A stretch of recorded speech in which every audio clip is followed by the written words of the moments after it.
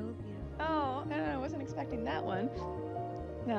Yeah, it's just so great. This is why it's so nice to not have makeup on. At precisely 7:48 a.m, long before London had properly wiped the sleep from its eyes, Kensington Palace issued a message so stark, so unambiguous, that even veteran royal watchers momentarily lost their composure. It was not a leak, not a rumour, not whispered guidance from unnamed sources. It was a declaration, official, public, unmistakable. The position of the Crown regarding the Duchess of Sussex is now settled. There will be no route for return. 21 words, measured, icy, decisive. But what stunned the world wasn't the language. It was the signature.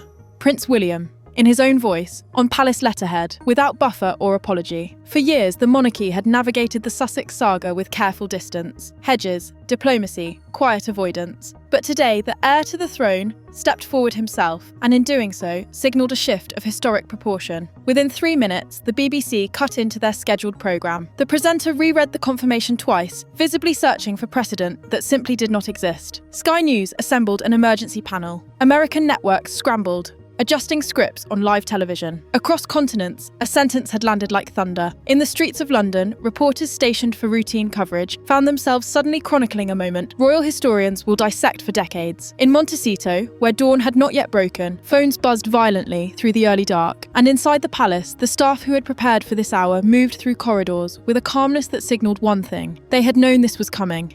This was not a spontaneous reaction, not an emotional flare, not a momentary frustration. This was the end of ambiguity. The closing of a door the monarchy had kept ajar far longer than it wished. And to understand why that door has now been sealed shut, we must trace the chain of pressures, provocations, and political realities that left the future king with no remaining alternatives. Because this announcement didn't start today. It started months ago, with a pattern of escalating strain that even the monarchy's legendary patience could no longer absorb. When the palace issues a statement, the country usually reacts with calm interest, a raised eyebrow, a polite glance, a momentary media flutter. But when the future king issues a statement himself, the effect is entirely different, and that is what happened today. William's confirmation didn't read like an update. It read like a ruling, measured, direct, stripped of sentiment, the kind of language rarely used in royal communications and almost never used by the heir personally. It wasn't simply that Meghan would not return. It was the clarity with which William made sure the world understood that the decision was final. Royal correspondents felt the temperature drop immediately. Within minutes, news studios across Britain entered a state usually reserved for political resignations or national emergencies. The BBC presenter's expression tightened as she repeated the line, "There will be no avenue for return," her voice dipping into an almost disbelieving hush. Sky News brought in analysts so quickly that one expert, still in a coat, admitted, "I didn't think I'd ever see a statement like this delivered in William's own voice." Because Prince William does not speak prematurely. He does not speak emotionally, and he certainly does not speak publicly on issues that can be handled quietly behind palace walls. For him to sign this message personally meant that the matter was not just significant, it was settled. Across Commonwealth capitals, governments received the notification before most households had switched on their kettles. In Ottawa, reporters stopped mid-broadcast. In Canberra, news anchors paused as though waiting for a correction that never came. Even in Delhi, where royal stories often sit as background noise, this one jumped straight into the prime news cycle. But perhaps the most sobering reactions came from British viewers who had lived long enough to remember turbulent royal decades, the Diana years, the Windsor scandals, the messy reconciliations, the quiet agreements. Those generations understood instantly that something foundational had shifted. Because the monarchy has weathered countless storms, yet it has always left a crack in the door, some tiny opening through which the possibility of peace could eventually drift. Today, that door was shut not by advisors, not by circumstance, but by William's own hand. And that moment, that unmistakable finality, rippled across the world. Reporters stationed outside Kensington Palace described an atmosphere that felt heavier than the winter air itself. One journalist said, "You can sense this isn't a temporary line. This is a line for the history books." Inside those palace walls, the staff moved quietly, almost ceremonially. They had prepared for this hour meticulously. They knew the gravity of attaching the heir's name to a statement of this magnitude. They knew how loudly silence could scream once the decision went public. Because in royal communications, there is a spectrum: soft guidance, firm clarification, institutional statement, and then this, a verdict. Even outlets that have historically supported Meghan were forced into careful phrasing, no matter how sympathetically they framed her story. They could not ignore that this was the first time a future monarch had publicly, personally and unequivocally closed the door on a former working royal. And in the United States, where Meghan's fans and critics have waged cultural battles for years, the divide exploded instantly. One network called William's wording cold but necessary. Another labelled it brutal institutional severance. Social media hashtags surged in competing directions, each claiming moral high ground. But beneath the noise, beneath the outrage, the support, the shock, a single truth emerged. The Crown had moved on. Officially, finally, irreversibly. And the world now wanted to know one thing. What forced William to take the most uncompromising public stance of his royal career? If you're still watching, do subscribe, because Kensington clearly isn't the only one dropping statements this morning. William's confirmation wasn't sudden. It was inevitable. By early autumn, a troubling pattern had emerged.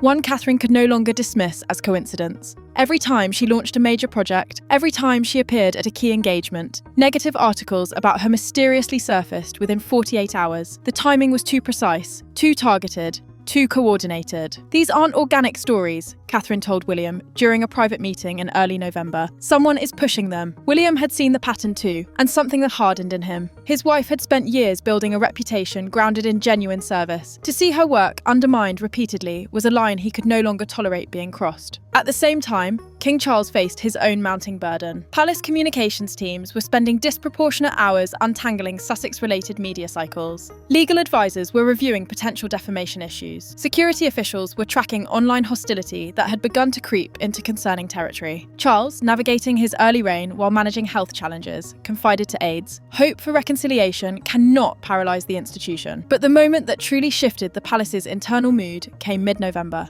Intelligence analysts briefed William on a wave of coordinated digital hostility targeting Catherine, content that required formal monitoring. Some posts were threatening, others aimed at undermining her credibility at scale. When William asked how much of this activity originated from accounts aligned with pro-Sussex narratives, the answer was uncomfortable but clear: a significant portion. That briefing changed everything. What had once been a family dispute evolved into something far more consequential. By late November, the Foreign Office approached palace officials with an urgent message.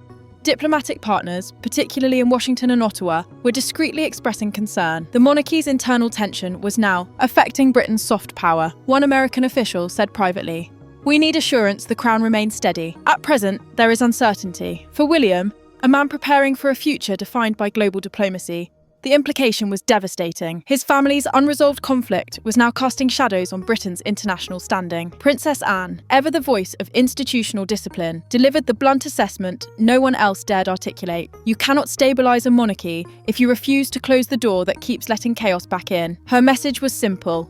Boundaries must be explicit, permanent, documented, not hopeful, not emotional, not negotiable. Between mid-October and early December, 4 irreversible decisions crystallised inside the palace. Decision 1, formal boundaries must replace ambiguity. Anne argued that without official, public parameters, every Sussex-related development would become a reinterpretation battle. William understood she was right. Decision 2, legal risk is growing. The palace legal team warned that continued vagueness created vulnerabilities, reputational, constitutional, and security-related. In their words, ambiguity is now more damaging than finality. Decision 3, diplomacy requires stability. The Foreign Office didn't demand action, but the message was unmistakable. The monarchy needed resolution to preserve credibility abroad. Decision 4, the personal realises it must yield to the institutional. William reached the most painful conclusion of all. He could no longer protect his hope of reconciliation without harming the family he was responsible for safeguarding. Catherine, their children, and the monarchy he will one day lead. On the 1st of December, as winter pressed against the windows of Windsor Castle, a small strategic council gathered. No theatrics, no raised voices, just 4 figures who understood the magnitude of what was about to be finalised. William, Charles, Princess Anne, and Catherine. William placed a draft of the statement on the table, the very document that would become public this morning. "This will be permanent," he said quietly.